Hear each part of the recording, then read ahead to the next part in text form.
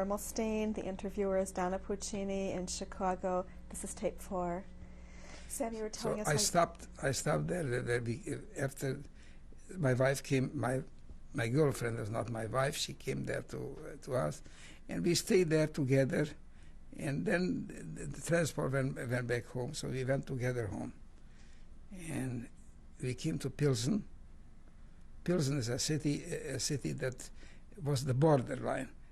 The Americans were in Pilsen, and east of Pilsen the Russians were. So there the brigade from the Jewish agency, from the people came and told us not to go home because the Russians are already home and they are doing all kind of dirty things especially to the girls, to everybody. So we stayed in Pilsen, and a day or two nobody paid attention to us. So I went to another girl and myself went to the commander there, to the American, whoever was in charge there, and he gave us tickets to the train, and we arrived to Prague. Why were you going to Prague? Yeah, we came to Prague. Why were you going to Prague? Because when I was in Pilsen, I was very sick, and I was laying on the floor, and constantly, it was July, and my wife came in, and she says to me, "You are laying here. There is a man here from your part of this." I came out there, and the man says, "Oh, Mermelstein, your brother is looking for you." I said, "Which brother?" "Your older brother, Naftali. He's an officer in the Czechoslovakian army. He came from Sibir." So I was naturally, right away, I became alive, and I went to Prague to see my brother. So how will I get to my brother? So he told me I should go there, and there I will find, they'll give me an address. So I came, the policeman was standing in a drum in Prague in front of it was directing the traffic. So I came to that policeman, and I asked him, how can I get to that place? He says, take a streetcar, the 11th street from here, the 11th stop, there get off, and there you will find it. It was night. And that time you didn't need money for streetcar, didn't need money for trains, nothing. You just went, everything was for free. So came on the streetcar, and I went, and it was no light in the hallway at night. You had to push, the light turned on for a few minutes and then turned off, just to see where to go. I didn't know you have to push a light. I didn't know anything. That was new on me. I came in, and I don't know, I started to scream, I'm looking for so all of a sudden I heard voices here, who are you? So I tell them who I am. So I come up, I don't have the strength to go up, but anyway, I got up, and they told me how to go to see my brother. And I went downstairs, and I took a streetcar, and I went. In the meantime, my girlfriend, my cousins, everybody stayed at the station. And I went to see my brother. It was riding almost to that station. And there I finally, they didn't know, the name of the street was Kievska 6. That was the name of the street, Kievska. Kiev is the capital of Ukraine. And nobody knew where it is, a new street. So they directed me, I came there, and there was you had to ring the bell, and the janitor came out, and he took you up. At night, you couldn't go in yourself. And you had to pay. I didn't have any money. But I told him who I am. He said, your brother is expecting you. I don't know how. He was looking for me, but he didn't know that I'm coming. Anyway, I went up. He lived on the 6th floor. There's a 7th floor back here. Because there, the first floor is not first floor. That's ground floor. In Europe, is that way. So I came up, finally, I came up there. I came in. You can imagine. My brother. So then at night came my uncle, also still alive. He's 86 years old, 87 years old. He, like a father. And in the morning we went to look for them. We found them in the YMCA. And they had very good accommodations. Everything was all right. We came to my brother's house, and from there we went to a little apartment. They gave us a little apartment to sleep there. We came there and eat. We went to charity. It was a charity. We went to there to eat. And then I went home with my cousin. That girl who found on the street that there who helped me with her, we went home. In Bergen-Belsen. Yeah. And we went home, and I went to our village. Which one? Zarichov. I went to that village. It was a Sunday. People were coming over church. Nobody paid attention to me. They knew me as a child, but there was a woman who was our servant girl. She recognized me. She saw me. She started to cry. She came, started to hug me. I told her, Maria. That was her name, Maria. I said, Maria, go away from me because they will. She said, I don't care what they will do. But finally, I convinced her. She went away from me. So I came to our home, our house. Was all in ruins. I found there a letter my grandfather wrote to my father. And I found there other things. Otherwise, nothing else because but I had some gold hidden there in the ground. I found that.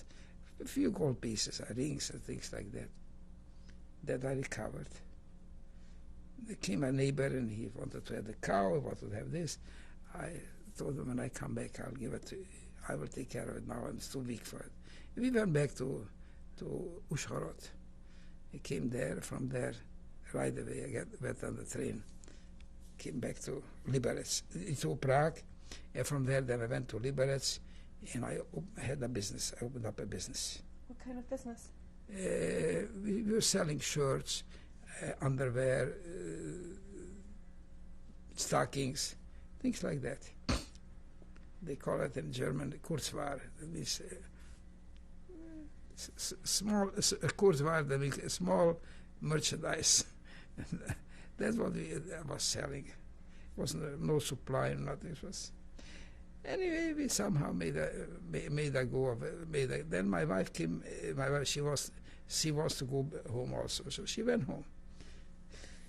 And then she came back from there, and she said, "We have to get married." I say, I'm sick. I don't need wives. I don't not get married. No, she's leaving me. I didn't want her to leave me. So we got married. It was a Sunday. Was the marriage? We had half a kilogram of meat to our wedding. You saw maybe a picture. I had here a picture where how many people. That was only part of the family. It was more. And was a wedding. And the next Monday morning, I picked myself up. And I went to Pressburg. Pressburg is on the Danube city. Today is the capital of Slovakia. I came there, and I had their friends, and they gave me food, mostly food. Onions, 2 geese, not live, got a lot of geese, eggs, whiskey. I mean, it's kind of whiskey. I don't know, some whatever, food, all kind of 2 suitcases. They were as tall as I am. How I managed, I don't know. I came back with them, and we were already in business. We had already an apartment. We had what to eat. I had a wife. I was in business. I'm laughing, and that's the way we stayed till about 1946. 1946 March, before Purim. So we crossed back to Germany, to Bamberg. Why did you go back to Germany? Because we were in a Russian zone, in Czechoslovakia, and they said, "Oh, everybody from Russia must go back to Russia." I didn't want to go back to Russia. So we escaped, I should say, from there. And that was the last minute almost to escape. Otherwise, they couldn't go anymore. So we came to Bamberg, and there we stayed from 1946 till 1949. Where did you stay? It was a displaced persons camp, and I worked in the office there. I was messing officer, and there was born our older daughter, Shoshana. She was born there in Bamberg. And then she was about she was born she was born in Bamberg. That's right. She was born in Bamberg. And from there we applied for a visa. We came to the United States. We a little difficulties here there, but we came to the United States and straight to Chicago. What was your trip We like? came in July 22nd, 1949. We came to arrived to Chicago. What was your trip like? We had to work on the ship. My wife and my baby was very sick. They had seasick. I was all right. Nothing was wrong with me. I ate very good. Ice cream was very good. Ice cream, the food was good. I had a good time, and they were sick. So, so we came to Boston. We came to Boston because there were 25,000 displaced persons came on that ship, so they want to celebrate. And from Boston, we straight to Chicago. And we stayed first in a hotel, and then we got an apartment at 1146 South Holman Avenue here in Chicago. We lived there 5 years. From there, and I worked in a company where they sell parts for lamps. The name was Harry Sanders Company on 618 West Lake Street. I worked there 7.5 years. From there, we moved to 3721 Eggetite. I don't know if you know where Eggetite is. Eggetite is about half a block north of Montrose Avenue, and it's the Lawndale in Montrose, I would say. I lived there also about 5 years, and then I went in business for myself. I didn't have much choice. I went in business for myself with nothing, no money, no nothing, and God, nobody helped me, just God. I must say that God helped me, nobody else. My wife, we worked very hard. We worked 18 and 20 hours a day, 6 days a week. And people that were very, very nice to me. The people in the United States, I must say that again, are very, very nice. When we came here, we asked for a street. They walked with us a block and showed us where to go and how to go. Thank you very much, all the people here. And God helped me. I was successful in business through the goodness of my customers and to my own, I would say, honesty, straight, honest work and faithful work and be honest to my customers. They were nice to me. They still are to my son-in-law. My son-in-law has, thank God, 11 children. He needs more the money than I do, so I gave him the business. So he has the business. I mean, he paid up for my daughter, for the second daughter, her share. So everything is all right. I want everything should be all right. But they should, God forbid, any fights after we are not here anymore. And I bought a house, a two-flat apartment on 5833 North Spalding, a completely new building. We lived there 18 years. And then I had a heart attack in 1973.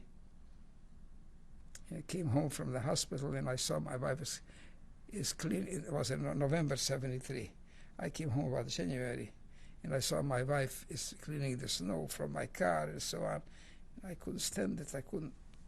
It was not good for me. I have to move away from there. And people I knew that bought the building from, they were building this condominium. And we came to look at it, and we bought here an apartment, and that's where we live. And then I had a bypass in 1975, a cardiac bypass. Our second daughter was born in 1953. There was a Eggetite. And both daughters got married from where we lived on Spalding. The older daughter got married in 1968, January. The second daughter got married in 1975 in June. The older daughter lives in Israel, in Petah Tikva, and she has 2 children. The younger daughter lives in Chicago. She has 11 children. The son-in-law is the owner of the business, and I'm helping out as much as I can. And the grandchildren here, I love them very much, and I love all of them very much, and I have a great grandson, and I'm very happy about it. Meantime, in 1987, my wife got very sick. She got a sickness called Guillain-Barré. She was about 8 months in the hospital. I mean, together. First, she was in Loyola University Hospital about from November till March, and then she was transferred to recuperate to Lutheran General Hospital, and she was there till June, end of June. And she came home, was very, very bad. We got a nice lady who helped us, and I appreciate that she still works for us. She works in the business and comes here 1 day or 2 days a week wherever we need her. I need her, and we are very, very close, and we like her very much, and we help her if we can, and she helps us when she can. I'm thankful to her. I thank her from the bottom of my heart. I hope she appreciates also what I do for her.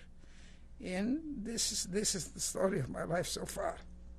Sam, we're almost out of time, but I just wanted to ask you quickly if you can tell us what made you decide to tell your story to us. Pardon me? We're almost out of time, but could you tell us quickly what made you decide to tell your story to us today? The story made me... I have a wife, God bless her, and she is daughter of Eve. You know who Eve was? Adam's the first woman and she talked in Adam to eat from the apple, from that forbidden apple, and that's the way my wife talked me into to do this. And beside that, I wanted my children, my great-grandchildren, or whoever will be after me, if they ever should know what happened to us. That's all. Sam, please tell us what you're holding. Okay, this is a matzo cover that I recovered from a Dutch hut, the Dutch dwelling in Bergen-Belsen. This is the only thing that I brought with me from Bergen-Belsen. Actually not myself. I gave it to my girlfriend, my present wife. She should take it with her, and we saved it. And here it is, and I'm treasuring it, and I would like my children should treasure it after me. Okay, this is the picture of my father. His name was Alexander.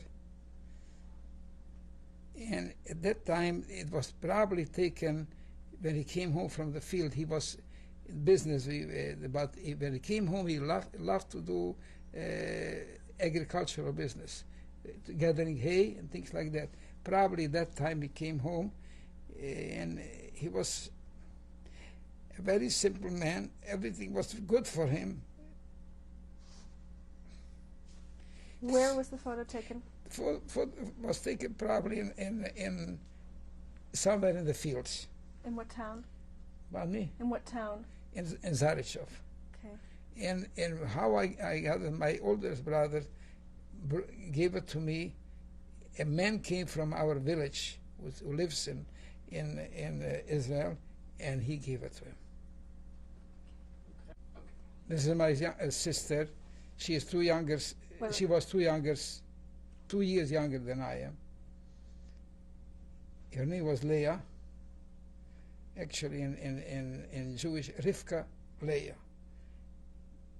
And next, that picture was taken in 1944. When 1944, I don't know. Next to her, the little boy, that's her son. His name was Tibor. And he was 3 years old when they took them away concentration camp. What was their last name? Eisman. And what city was this taken in? Eisman. Her husband, former husband, their husband, is still alive. He lives in Israel. And how did you get the picture? He gave it to us. He gave it to my brother, my older brother, and he gave it to me. It was from the album, as you can see from the other side, it was taken off from an album. What else can I tell about it? What city do you think it was taken in? It was taken in a city named Bergsas. Bergsas. Bergsaszz.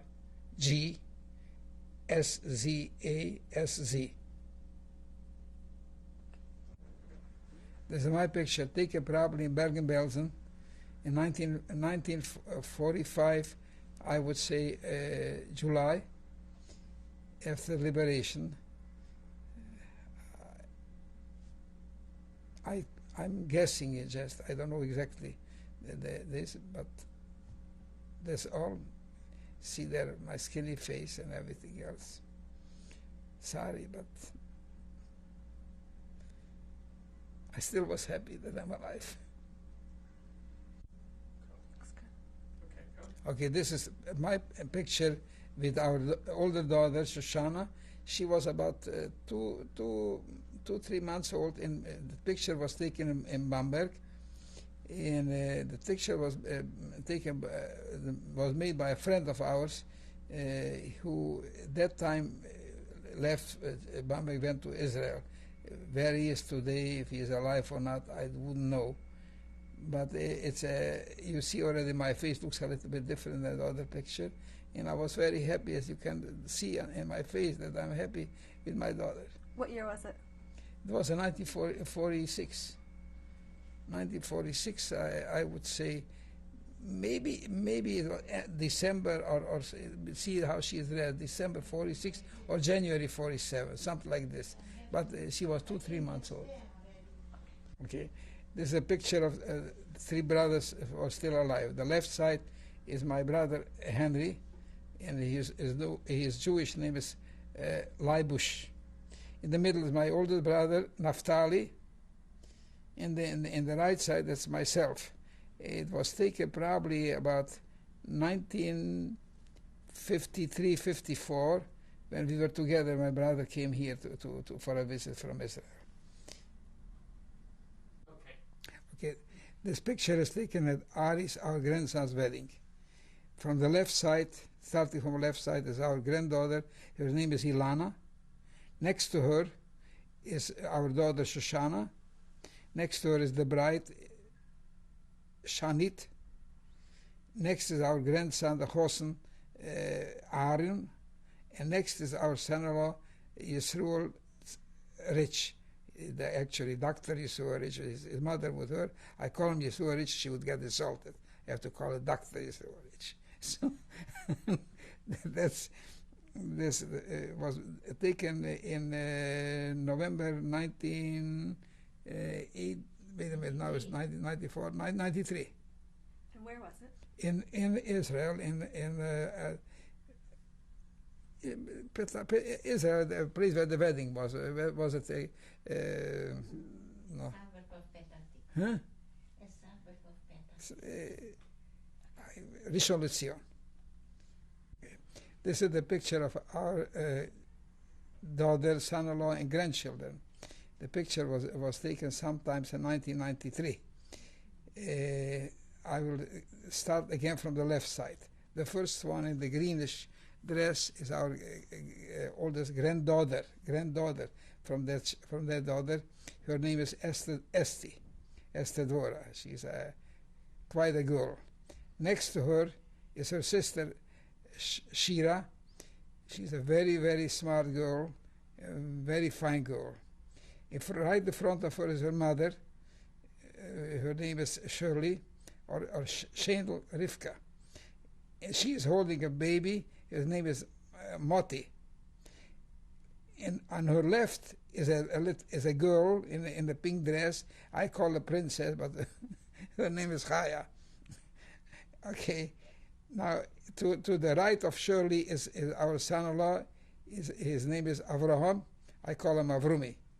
Behind him is his oldest son, the Bchor, from the family. His name is Yosef Shlomo. He is in a yeshiva student in Philadelphia yeshiva. He's a very, very excellent student, a genius in computers. Right to his right is another granddaughter. Her name is Yehudis Rela. Very sweet girl.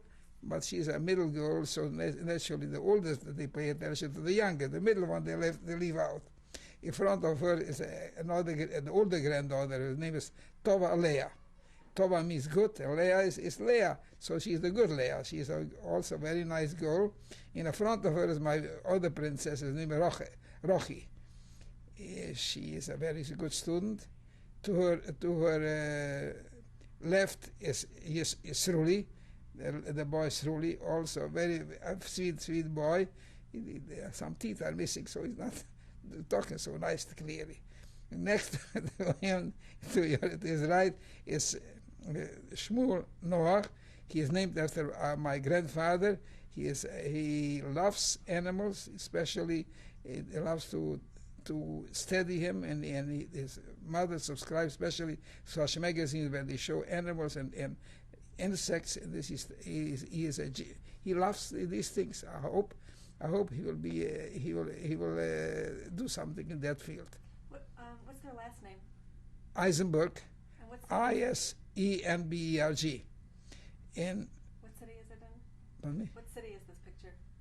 When it was taken, Yeah. I said sometimes in 1993. In Chicago? Chicago, yes. And I don't see the picture, but so right now I see. This is our great-grandson. His name is Avichai Rich, R-I-C-H. And he is, this picture is about, was taken in 1995. He's about 4 months old. Okay, That's all. Okay, Sam, would you please introduce this group to us? This is my family who live in Chicago. To my left, in the middle, the nice young lady here is my wife, Sarah. She is holding one of the youngest grandchildren, and to her left is our daughter, the younger daughter. Her name is Shandel, or in English Shirley, and she is holding the youngest member of the family. Member was not on the picture. His name is Yitzchak Meir. Ichi, look there. Yitzchak Meir, he is a bandito. He's a bandito, but he's a sweet bandito. Yeah. So that's my whole family here, and I can tell you, I love them, each and every one of them. Each and every one is very, very precious to us. Even Mati, Yeah. very precious to us. He was born at Purim, so his name is Mordechai. So thank you very much for coming and taking the picture for us, and making that for posterity. They should, the children and the grandchildren and the great-grandchildren, whoever will be, should know that they had great parents who went through a lot, and pray to God. I pray to God that never, never, never should happen such things to anybody in the world. Thank you very much. Okay. Shirley, could you tell us if you feel that your parents' experience has influenced you in any way? Don't take it. Well, to some extent. I think, first of all, when we were children, we missed very much having that extended family. We didn't have any grandparents. We grew up without grandparents. And, although we do have some cousins and things, because some of the people, my mother's sister and brother went to Israel before the war, and my father's 2 brothers survived. So we did have cousins, but I think we also missed having that big, larger extended family. And also all the roots, if you want to call it. My mother talked about her town, my father's town. We never experienced it, we were never there, we never saw it, so we missed having that. Besides the fact that they were survivors, certainly influenced the way they raised us. And the atmosphere in the house a little bit. They were a little bit protective, I think, of us. What else? And also, my parents were very careful. I think anybody who went through the war was a lot more careful than we are nowadays about wasting things, about just in general, just appreciating what you have, and and knowing that everything was really that we had to appreciate things that we had. And I think that sense, we felt that more. Maybe nowadays, my children don't feel it as much. They don't feel that sense that everything is something special, and we should be careful with everything that we have, and we should appreciate everything that we have. They will also be. They will, but I'm saying, I think for that the time being now. I think that was something that Maybe we were a little bit stricter, but I think now they appreciated that we were strict with them, and so they're going in the right directions. It's a very. But I think we did miss that extended family. We always missed that, the fact that we never had any grandparents, and my children, they don't realize how lucky they are to have grandparents. It's a very, very precious relationship, and they really don't know how lucky they are. Maybe when they get older, they will appreciate it. But they don't, they don't realize how lucky they are. Because we never had it. My sister and I were growing up, and a lot of our friends also. And, those children who talk about, we're going to my grandmother, we're going to my grandfather, we never knew what it was like. But I see that it's really a wonderful relationship because I see what they have, Joel, what can you tell us quickly about Grandma and Grandpa? Okay, say a couple words. Yosef? Say something. What do you enjoy when you come to Sabta's house? What is it? I can say one word. What does everybody enjoy? Kakos, right? Chocolate kisses. Chocolate kisses. They always buy them treats. Food. Sabta's special kakos. Yeah, That's I bake what I and they like. love my that's a specialty. They call it kakos. It's like a coffee cake with cocoa and it's a Hungarian name. It's kakos. I can tell you one more thing. 3 girls graduated from public school. 3 girls From elementary. in grammar school. My wife, God bless her, made for all of them the dresses for their graduation. All of them. Am I right, Tova? Am I right, Esti? Shira? Yeah. Okay. I hope that I'll be able to do it for the rest of the girls too. Yeah. That's What? yeah, for her, Yeah. for every-